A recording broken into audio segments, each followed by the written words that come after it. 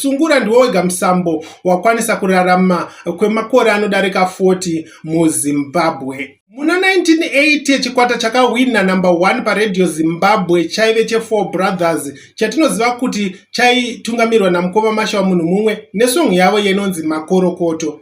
81 chimuti chakabva chazotorwa namukoma Thomas Mapfumo nesong yavo inonzi Kwindingwi rine shumba, ende song iyoyo yakanetsa muna 1981. Tichienda pa 1982 tinopinda toona kuti paive nevakomana veNyami Sounds, ende song yavo yakanetsa mugore iroro paRadio Zimbabwe yainzi Dhora Rangu. Ndofunga madhezi wawo dhora reZimbabwe raitenga zvakaomarara. Tichienda mugore ra1983 ndopakatanga kunetsa Jona Moyo neDeve Rangwena Jazz Band, ende pasong yakanetsa paRadio Zimbabwe yakatora number 1 mugore iroro.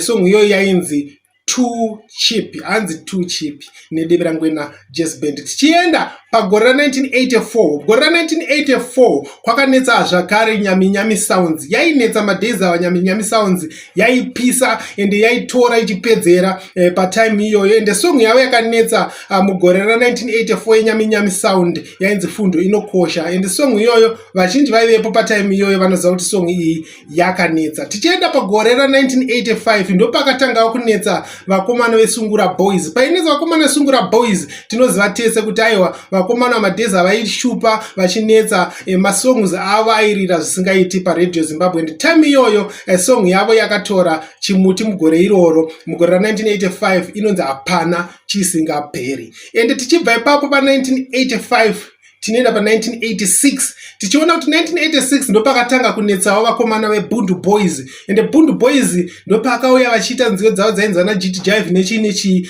patime iyo nziyo dzeGT dzainetsa dzeBundu Boys, ende Bundu Boys nziyo yakatora mukombe pa number 1 paRadio Zimbabwe mukore iwowo yainzi Kuroja chete. Ndofunga vazhinji munoiziva, ende patime iyo ndopakatanga kunetsawo zvinhu zvinonzi Kuroja. 1987 Leonard Dembo akatanga kunetsa paRadio Zimbabwe zvakaita kuti akwanise kutora mukombe mugore iroro patop 50 inoitwa mukupera kwegore nesong inonzi Sharai Usaputse Chirangano, song inonzi Sharai. After 8 years Mashawa munhu mumwe akadzoka futi nenziyo yainetsa mugore ra1988, ende song iyoyo yainzi Rudo Imoto, ende vazhinji ndofungana nhasi tichiri kuitamba. Tichienda mugore ra1989 Leonard Dembo akati aiwa ndinodzoka zvakare, inini ndichiripo, nende ndo madays ainyanya kupisawo Leonard Dembo. PaRadio Zimbabwe nziyo yakanetsa mugore iroro yaLeonard Dembo yainzi izvoni vana vane mazita ndo yakanetsa mugore iroro. Tichienda 1990 tinoona kuti Simon Chimbetu akadzoka nenziyo yainzi Nguva Yakaoma, ende Simon Chimbetu nziyo iyoyo yakanetsa zvikuru sei, vazhinji ndinovimba tichiri kuitamba tichiri kuiziva. Tichienda mugore ra1991 akadzoka zvakare Leonard Dembo, ende Leonard Dembo ndo paaipisa nenziyo yainzi Chitekete. Chitekete ndiyo nziyo futi 6 years after yabuda yakazoridzwa paMiss World. Tichienda mugore ra1992 tinoona kuti ndo pakatanga kuuya murume ainzi Pompofu. Pompofu akanetsa panziyo yake yataiziva tese yainzi Murambinda. Ndofunga vazhinji vakaona vhidhiyo racho, aive nemudzimai wanga akakera pabhasikoro vachiita zvavaiita. 1993 tinoona kuti pakanetsa varume vainzi veNgwenya Brothers, ende Ngwenya Brothers ndo imwe yakatipa nziyo Anagede Mwanagede, ende patime yainetsa Ngwenya Brothers paRadio Zimbabwe nziyo yavo yakanyanya kunetsa mugore iroro ndo nziyo yainzi Nyaradzo. Tichienda mugore ra1994 tinoona kuti aiwa Leonard Shakata Karikoga ndopa akapindawo achipisa, ende nziyo yake yaipisa mugore iroro yainzi Mugove. Vese vanoziva nezvenziyo dzesungura, hapana asingazivi nziyo yaLeonard Shakata. Gore ra1995 Leonard Shakata akati aiwa ndiri kutora futi chimuti, akabva atora zvakare paRadio Zimbabwe. Leonard Shakata akatipakurira song yainzi Unochemei patime iyoyo. Asi tisingakanganwi tichienderera mberi mugore ra1996 ndopakatanga kupisa mukoma vainzi mukoma Marcos Vanda. Vazhinji munovaziva, vaive nenyambo dzaitinakidza, vaiti vakaimba vaizotanga kutaura zvinziyo zvinyanyanya zvaiita kuti nziyo dzinakidze kuteerera. Ende pagore iroro ra1996 tinoona kuti Marcos Vanda akatora number 1 paRadio Zimbabwe nenziyo yainzi Matsotsi Haagerane.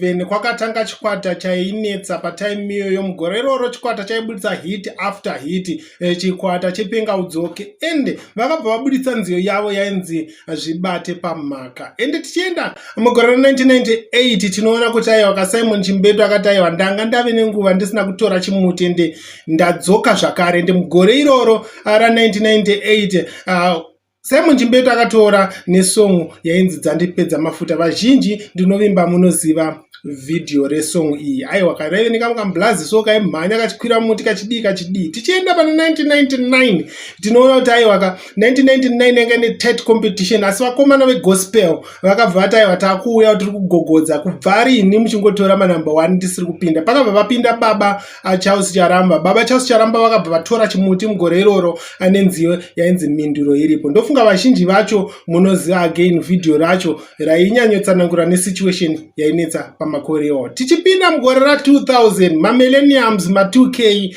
takaona kuti mugore ra2000 pakanetsa nziyo yaibva kuna baba Alec Macheso. Ende baba Alec Macheso ndo nguva yavakatanga kupisa. Ende kubva pakapinda baba Alec Macheso, kubva ipapo nanhasi vachiri kungopisa paRadio Zimbabwe. Baba Alec Macheso vakabva vati panziyo inonzi Mundikumbuke. Ende tichibva ipapo tichienda mugore ra2001 tinoona kuti aiwa vakomana gospel vakati aiwa kake chipiri tichidai tichipindawo patop 50 tichitora mukombe. Pakabva pauya mukomana ainzi Noel Zembe. Ende Noel Zembe akanetsa mugore iroro, ende ndofunga vazhinji nziyo dzake munodziziva, asi song yakanetsa ipapo yainzi Ndaiwana Hama. Mugore ra2002 penga udzoke kati aiwa rega tidzokorodze zvatakamboita mugore ra1997, rega titore futi chimuti paRadio Zimbabwe. Vakabva vatora chimuti paRadio Zimbabwe nesong yainzi Tsaona. Vazhinji tinoiziva tichiri kuitamba nanhasi. Tichibva ipapo tinoenda mugore ra2003. Mugore ra2003 tinoona kuti aiwa pane vanhu vakanetsa vakawanda pagore iroro, asi mugore ra2003 vaMacheso vakati aiwa rega ndidzokorodze zvandakamboita mugore ra2000 nditore futi chimuti. VaMacheso vakabva vachitora futi chimuti nesong yainzi Madhau. Tichibva ipapo tichienda mugore ra2004. Tichienda mugore ra2004 tinoona kuti aiwa ndopakanetsa baba Hosea Chipanga. Ende nziyo dzavo netumadance twavo tese taituziva, even though vaHosea Chipanga vanga vave netime vachiimba, asi yanga iri first time yavo kutora chimuti paRadio Zimbabwe. Song yavakatora nayo chimuti patime iyoyo baba Hosea Chipanga yainzi Makomborero. Vazhinji ndinofunga kuti munoiziva. Tichienda mugore ra2005 tinoona kuti aiwa mugore ra2005 Sifas Mashakada akabva ati aiwa ndauya ndapinda ndakutora chimuti. Sifas Mashakada akabva achidzvinya chimuti nesong yainzi Samson. Vazhinji munoiziva yairidzwa mumastadium, yairidzwa papi pamakonseti kumagala. Tichibva ipapo tichienda mugore ra2006 ndopakauya mukomana wetu Magerazi. Baba vakanetsa ivava, ende nziyo dzavo dzaive exceptional, especially mavidhiyo. Panguva iyoyo matorero avakariita vidhiyo ravo ranga riri unyanzvi zvisingaiti. Ndopakauya baba vainzi Joseph Garakara. Joseph Garakara akauya nenziyo yaive controversial yainzi Idya Banana. Gore ra2007 tonga imwe yakabva auya akati aiwa ndauya ndoda kutorawo chimuti madiko emime ndave nenguva yakareba ndiri muindastry ndisiri kutora number 1.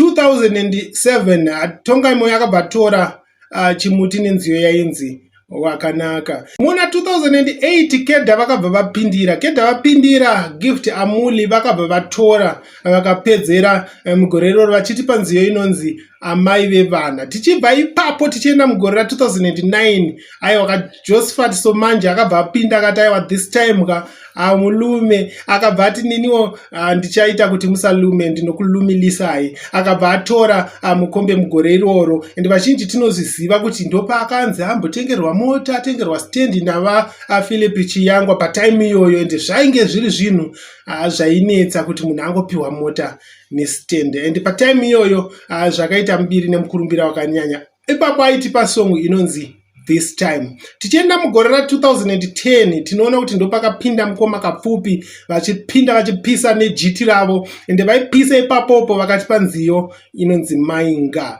Tichienda mugore ra2011 Alec Macheso akati aiwaka ndandakapedzisira kutora mukombe uyu nechekare, asi ndadzoka zvakare ndodzokorodza zvandakamboita paya ndichikupai nziyo inonzi izvoni tafadzwa. Tichibva paipapo ndopatinoona kuti mukomana wechimanje manje akabva apinda wakati aiwa kaininika mamuchingondikangano muchindisa pasaidi nyange ndapinda mumusic industry zvakanyanya kwenguva yakati orebei. Tinoona kuti Japreza mugore ra2012 akabva apinda nesong yainzi Chirangano. 2013 Alec Macheso akati inini munondiziva ndini chibaba chepaRadio Zimbabwe zvandakapesera kuita gore ra2011 ndinozvipama futi. Vakabva vatipa nziyo yainzi Macharangwanda yakaita number 1 mugore iroro. Tichienderera pamberi chienda mugore ra2014 tinoona kuti Leonard Shakata anga apedzisira kutora number 1 paRadio Zimbabwe mugore ra95 akabva adzoka zvakare nesong yainzi Donza Makomborero. Tichibva ipapo tinoona kuti ka 2015 painetsa murume ainzi Blessing Shumba, and Blessing Shumba patime akanetsa hapana asingazivi album rake rakanetsa mugore iroro, and Blessing Shumba akabva atora mukombe nesong yainzi Chimwe nechimwe. Tichibva ipapo tinoona kuti tinoenda futi mugore ra2016 and Leonard Shakata akati aiwaka ndinopinda nechimbo chinonzi Madam Boss, and akapesa zvisingaiti mugore iroro paRadio Zimbabwe. Tichibva ipapo tinoenda mugore ra2017 tinoona kuti aiwaka Blessing Shumba akabva adzoka zvakare akati aiwaka ndadzoka zvakare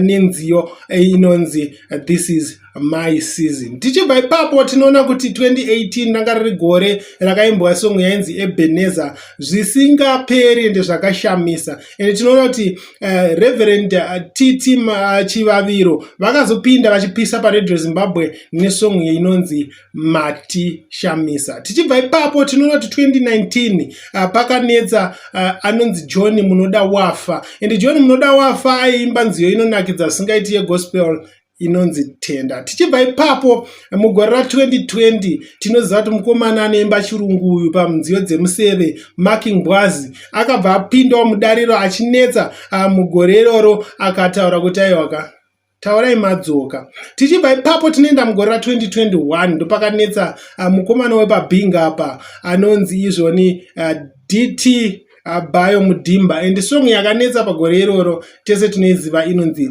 Kujata Jata. Tichienda mugore ra2022 Alec Macheso akati aiwaka zvandakamboipesera kuita mugore ra2013 ndinogona kuzvipama futi ipapa pakazara ma2K akabva atipakurira song inonzi Makazvinzwepi. Tichibva ipapo paRadio Zimbabwe tinoona kuti aiwaka munin'ina waMarking Bwazi akabva auya wakati inini ndinopisa sezvakamboita mukoma wangu, regai ndikupei nziyo inonzi Musatipedzere nguva Tindo Ngwazi. Tichibva ipapo tichiuya mugore ra2024 tinonyatsoona kuti aiwaka mukomana wechidiki weZimdanzo anga anetsa for makore anotodarika 10 years kubva 2014 kusvika 2024 akazokwanisawo kupinda mudariro paRadio Zimbabwe nesong inonzi Kana Ndanyura. So tisire mucomment section of views and comments kuti ichakwanisa kutora mukombe mugore rino ra2025 paRadio Zimbabwe ndeipi, ende tinonyatsoona kuti zviri clear kuti paRadio Zimbabwe nziyo dzinonyanya kunetsapo inziyo dzemuseve, inziyo dzegospel,